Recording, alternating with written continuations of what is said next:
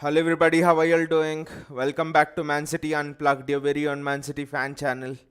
It's been great transfer news coming, one thing after the other. First, Haaland. I mean, even before the window has opened, when other teams seem to be scrambling for their targets, we are like, wow, even we are like, it seems as if we are way ahead. It seems as if we know who the targets we want, and I mean, it seems ridiculous, but now it seems as if we'll complete the transfer dealings even before the transfer window has actually opened. When you see teams like United, even Chelsea, even Liverpool, to an extent scrambling for who we want to sign and something like that, we just seem way ahead. We have the clarity of thought, and it is this clarity of thought that has really drived us to be where we are, to be in a dominant position both domestically and in Europe year on year. So Marc Cucurella is the name that has come up today. It has come up in multiple outlets. The Daily Mail started reporting it, and other journalists have picked it up. It doesn't come from any of the tier one journalists around City, like a David Ornstein or a Sam Lee or something like that. But there really seems to be a concrete evidence in these rumors at this stage, you could say. I mean, it's more than rumors, I would say, because the Daily Mail is decent. They have 60% for good transfer. I mean, authentic record. I would say 60% of it, maybe. They're authentic in terms of giving transfer news and stuff. So you wouldn't write it off. You wouldn't write it off because you look at the profile of the player, and it's a player, again, I would say it's a player that Pep Guardiola would probably, if you want Pep Guardiola, if you give Pep Guardiola a laboratory and tell him to make a clone of a perfect left back, whom does he want? Then he would make a player with a similar profile to Marc Cucurella. You see Zinchenko, and you see this guy Cucurella. Cucurella can do things which Cucurella can do more things than Zinchenko offensively, and is brilliant defensively as well. Zinchenko against West Ham, he couldn't handle Gerard Bowen. Zinchenko is very good against Parthabas teams, against teams who have wingers that generally don't drive at him as much. But when you expose Zinchenko in a 1v1 situation, he's literally useless. Champions League final against Chelsea, Kai Havertz running at Zinchenko. Zinchenko cost us that game. West Ham, 2 goals. Zinchenko was at fault for both the goals. So Zinchenko really is very good in a few games when teams part the bus, but in other games he literally gives away the game. So you bring in Marc Cucurella, very comfortable on the ball, excellent on the ball. Marc Cucurella, I mean, this might surprise you, but Marc Cucurella has won back possession for Brighton 207 times in this Premier League season, and it's the highest that any player has done in the Premier League season, more than Joao Cancelo, more than even Rodri. So that would be a surprise. So that would mean that Marc Cucurella is very comfortable on the ball. He loves cutting inside. You see the games of Brighton. I remember Marc Cucurella playing against City, for example. City struggled in the game against Brighton in February or something, and one of the driving points of the game was Marc Cucurella receiving the ball and driving into the midfield, going past Kyle Walker and people like that. So he loves to drive into the box, and his best ability is his ability to his what do we say? What is the word there? His intention, his desire. Yes, desire is the right word. His desire to win back possession. That is at the prime. It is at the top of the list of a Pep Guardiola, and that is what Marc Cucurella really likes to. He loves to. His desire, his energy, his enthusiasm to win back possession is something which we have not seen in this league for a long time, in world football for a long time. So he's that good in winning back possession, and is very comfortable on the ball. And people quite often miss this out, but he's been trained in the Barcelona academy, the Spaniard. Brighton have signed him from Getafe for £15 million, but he's trained in that Barcelona academy. So he's a product of that Barcelona academy, which means that he would be able to implement Pep Guardiola's ideals right from the off. You've seen it with Eric Garcia. We've seen it with players who've come from that Barcelona academy. Pep is like very happy to integrate them into the squad, play them in the first team just 1 month after they arrive. But other players, even Jack Grealish, you've seen, for example, it took him 1 year. Riyad Mahrez 1 year. And Ferran Torres, almost it took him 5-6 months to integrate him into the squad. But everyone who has come from that Barcelona academy, Pep Guardiola just integrates them into the squad right away. And for me, Cucurella he could start for City tomorrow. Doesn't even need to train with the team, because the way he plays, if you isolate it and if you don't tell him that he's playing for Brighton, people would think he's playing for Man City. His characteristics of cutting inside with the ball, his characteristics of tackling, he has pace which Zinchenko lacks. He plays with, he has that physicality which people underestimate, seeing his size and stuff. He stands at 5 feet 6 inches, Cucurella. So he has that pace here. More than everything else, forget pace, forget the height, forget the physicality. Cucurella has that sense of positional football. How many players coming into this City team, even in the recent years, have that sense of positional football? Not many. Pep Guardiola, people ask me, why do players struggle? Jack Grealish, Riyad Mahrez, even Ferran Torres, why do all of these people, all of the City transfers have come in, why do they struggle to be integrated into the Pep Guardiola team right away? Why do they take an year, 7 months, 8 months? Why? The reason is positional football. All of these players have been taught in a way. The football is based on movement, it's based on passing and all of this stuff. But when you come to Pep Guardiola style, everything is about position.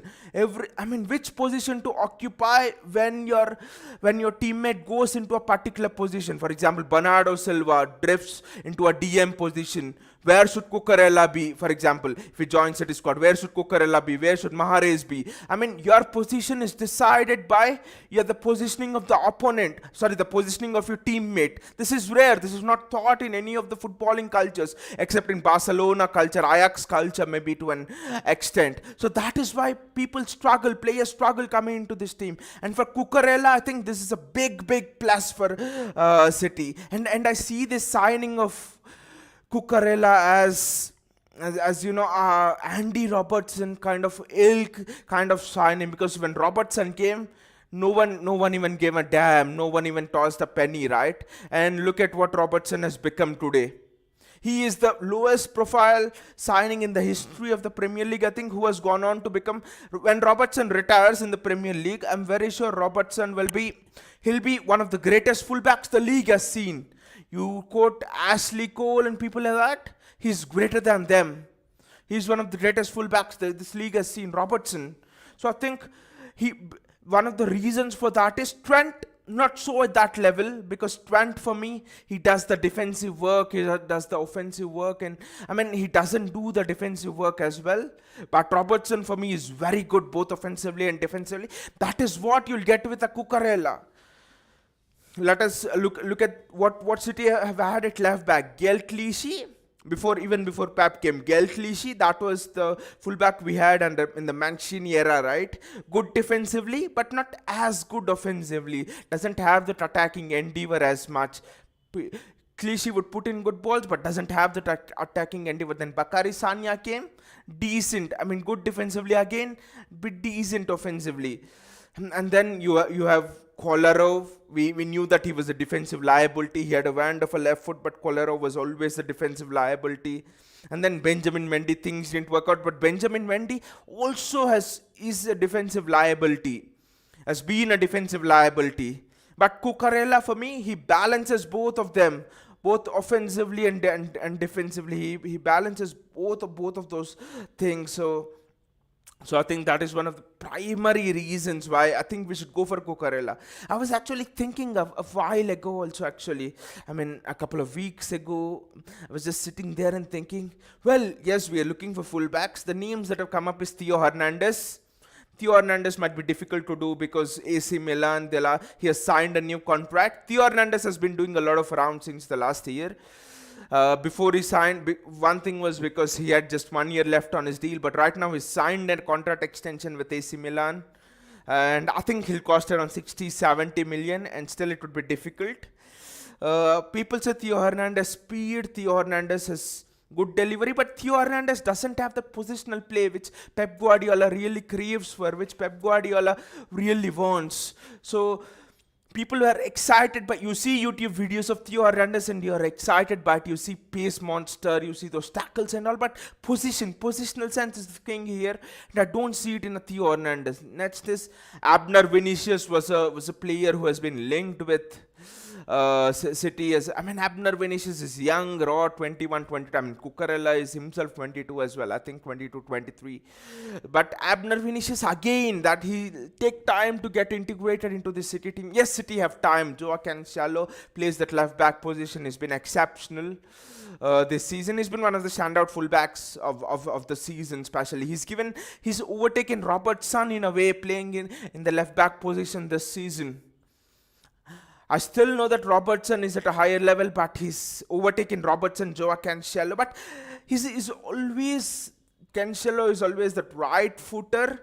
And with Cancelo, you have that element of predictability, wherein you always know that he's gonna cut inside onto his right foot from that left back position. He would go into the midfield. So what teams are doing is they're stuffing the midfield, they're overloading the midfield, and Cancelo doesn't quite overlap with his fullback. But Cucurella, he can do both. He can cut inside, can overlap. So it gives a sense of unpredictability as well. Now teams will not be able to mark, right?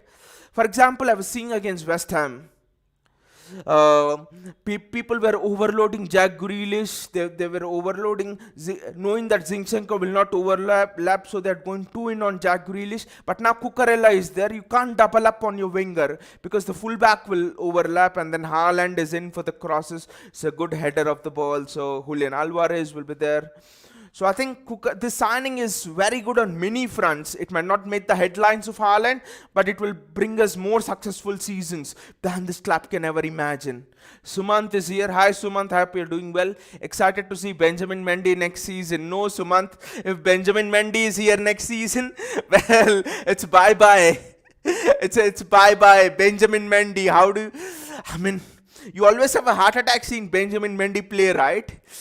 He's always a defensive liability, and it seemed as if at the start of this season it seemed as if Mendy couldn't pass a parcel. Forget about passing a football. Benjamin Mendy, somehow people say it's a fullback curse for Pep Guardiola. Somehow now none of the fullbacks that Pep Guardiola has tried out has worked. Okay, Cancelo has worked, but Cancelo is actually a right back. But I do think that we need an upgrade on Zinchenko, especially if we have to compete on all the 4 fronts that Liverpool are doing. If we have to refresh that squad depth. Now, I think Liverpool, if you have to be really fair, that is what this channel is about. We talk fair opinions.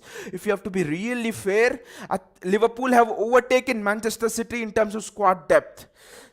Look at that. They have 2 players for every position when we don't. A couple of our centre backs are injured. Look at how they played without Van Dijk yesterday. They were superb. And for us, without Ruben Diaz, without a John Stones, for example, it seems we struggle. So we really have to refresh our positions. And I do think we are not far away. We are just lacking in 1 or 2 positions. Fullback is a big concern. Zinchenko has peppered over the cracks so much. He's peppered over it so much, but not anymore. Because the cracks have become so wide that you can't cover them anymore. The tarpaulin covering the cracks is just exposing it instead of covering it.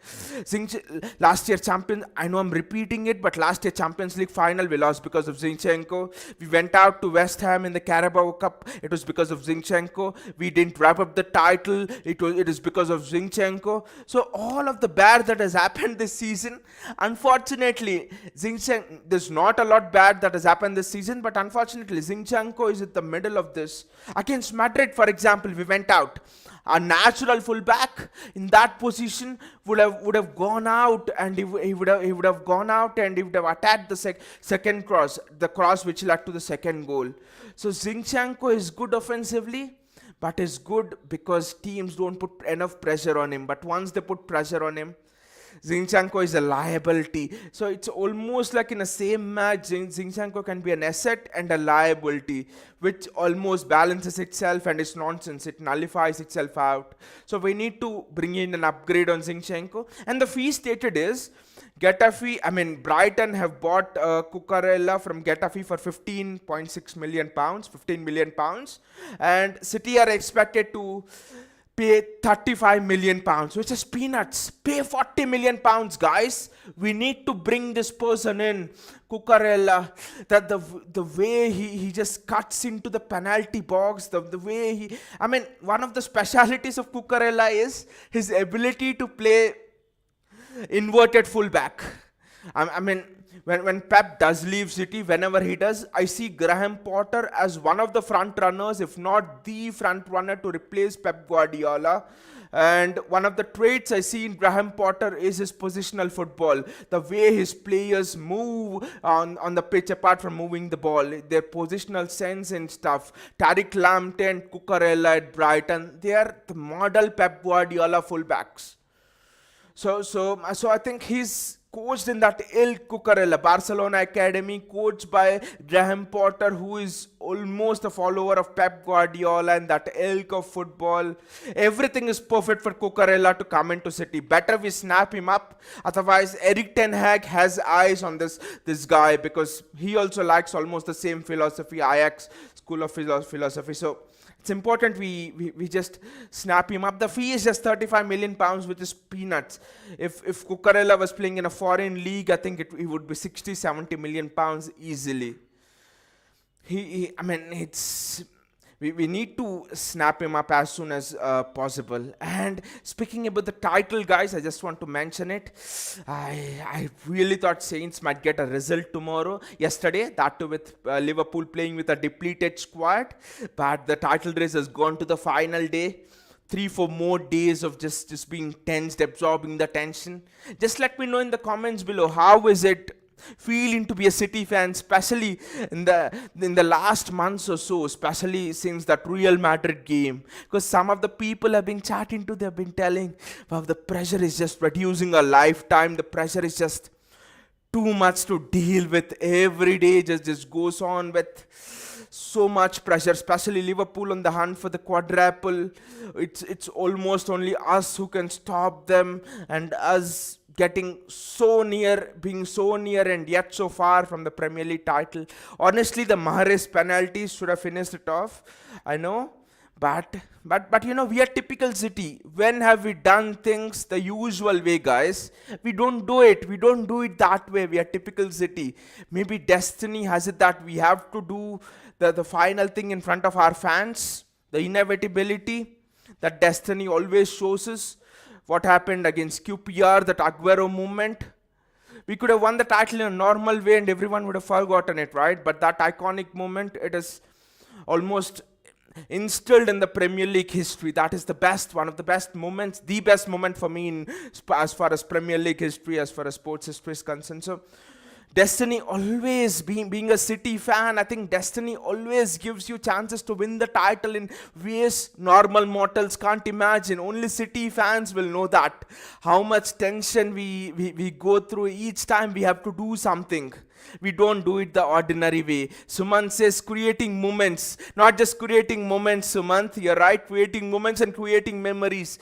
Creating memories that are instilled in your heart. Look at how we have won titles. Aguero QPR moment, iconic. Steven Gerrard slip.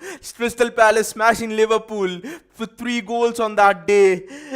That's another moment that will be instilled. The Centurions won. So whenever we have won titles, that 2018-19 season, we were down and out in January, 7 points behind Liverpool, and then we have just come back from it, and we have won the title by 1 point. So all of these moments, each time in the last decade we have won the title, it's always been in a sense of creating great memories for fans. JSK is here. Hi JSK, I hope you're doing good, bro. Are you Indian origin? Yes. I'm Indian origin. I'm an Indian. Moni Fernandez here. He says, "Lol, Mendy will not be playing for City again. His City career is over." Exactly. I know they just want to pull my leg in the comments, because whenever I'm chatting on this channel about a left back, or even with my friends, everyone tells, especially who are non-City fans, everyone tells that when is Benjamin Mendy going to come back? Why is Benjamin Mendy Mendy not playing. We are missing Benjamin Mendy. So people just pull our legs with Benjamin Mendy. The kind of shit show he has put on. I mean, even before he has done what he has done, he was a liability defensively. He has cost us many matches defensively. He doesn't know good positions to get into. Benjamin Mendy is a pure example of why I do not want us to go for a Theo Hernandez or even Abner Vinicius or the flavor of the day.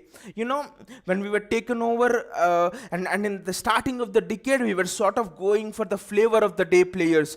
Taking that Robinho, Elano was good and all of these kind of players, you know. Bakary Sanya, okay, he was good, but right now, it just seems to backfire because Benjamin Mendy was the flavor of the day. He did very well at Monaco. There was no evidence to suggest that he would do he would do really well at City, for example. No positional play, nothing. He would just overlap at Monaco and he would put the crosses in. Theo Hernandez does the same thing. Just overlap, speed and all. He's another Kyle Walker at left back, but we don't want that. We want technically elegant players. We want players. I mean, when Kyle Walker goes forward, he's been exceptional defensively, Walker. I accept that. But when Kyle Walker does go forward, he just makes me put my heart in my mouth. He's not at all comfortable in position, Kyle Walker. You always think that Walker has that recovery pace, thank God, but whenever he loses the ball, Kyle Walker, it's almost like the opposition, he loses it in bad areas. He's not good at keeping position, just that. So that's why I want Cucurella over all of these other left backs who are in demand, who are the flavor of the day. Because where are other fullbacks of the ilk of Cucurella? Are there any other fullbacks who play like that? No, right? Not many. I see you look across the Premier League, not many at all who are comfortable on the ball like a midfielder, but who are adept in recovering position, who have the tenacity of a Fernandinho, who have the understanding of a Bernardo Silva or a David Silva on the ball, who have the awareness of a striker in making those runs, attacking runs. Where are these kind of fullbacks? No, there aren't many in the world football itself. Even in Barcelona is struggling. Barcelona are known to produce fullbacks like Cucurella. He's from Barcelona Academy, but there are no fullbacks like Cucurella in the Barcelona first team itself. No fullbacks like Cucurella in the Spanish league itself. So I think we really need to wrap up this transfer in cotton wool. Suman says Bernardo Silva in 2018-19. Mate, not just in 2018-19, right now as well. I mean, Bernardo Silva. You look at how he has played against Madrid. That was a Zidane-esque performance. There was a moment in the second leg, round about the 75th minute. Modric on one side, Cruz on the other side, Casemiro on the third side. And what Bernardo Silva was doing, he just stopped the ball with his foot. He surveyed in two directions, and then he passed the ball on to Gabriel Jesus. That kind of patience, that kind of confidence on the ball, it's Zidane-esque. I mean, I was doing live stream there. I just paused for a moment and I was like wondering, wow, what is this guy made up of? Bernardo Silva. That kind of poise on the ball, everything. He might not be on the assist charts, guys, Bernardo Silva. He might not be on the goal charts, guys, Bernardo Silva. But he's, apart from Rodri, Bernardo Silva for me is the most important cog in this Manchester City team. He just drives you forward. You know, against Liverpool, Bernardo Silva, he was surrounded by three players. Liverpool put on a pressing clinic, and yet he received the ball from the centre backs. That is the confidence Pep Guardiola has on this guy. He's unpressable. Bernardo Silva is in the top two players in the world who are unpressable. It's no use pressing him. Suman says Gundo last season. Exactly. I mean, Gundo, Bernardo Silva, all these underrated players. These are the stars of the midfield. The credit goes to Kevin De Bruyne, but the real people who are preparing the foundation behind De Bruyne or Gundogan or Bernardo Silva or Rodri, taking the ball under pressure. For me, the job Bernardo does, the job Gundogan does, the job Rodri does is as good as scoring goals. Because four people are on to you. Fabinho pressing you with tenacity. And still, what do? You still manage to get the ball forward. That is just a fantastic skills. JSK says, great, you should join the Indian football community. We really need a City fan channel in Indian community. JSK, what do you say your channel will grow abruptly? Subs. We have a lot of City fans in India demanding for a City fan channel. Thank you so much, JSK, for the comment. I really will join the Indian community, Indian community of the football fan channels. Yes, that will really help. And also we need to grow,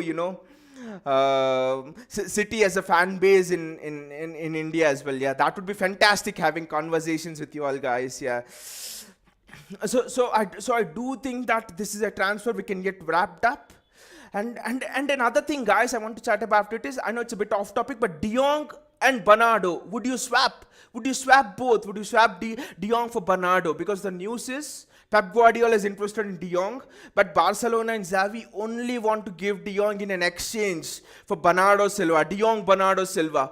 What do you say about this swap deal? If you ask me about the swap deal, wrap Bernardo Silva back in wool. Bernardo Silva is not for sale. Just forget the style of play. People argue with me on the style of play. De Jong and Bernardo Silva, they might be equal.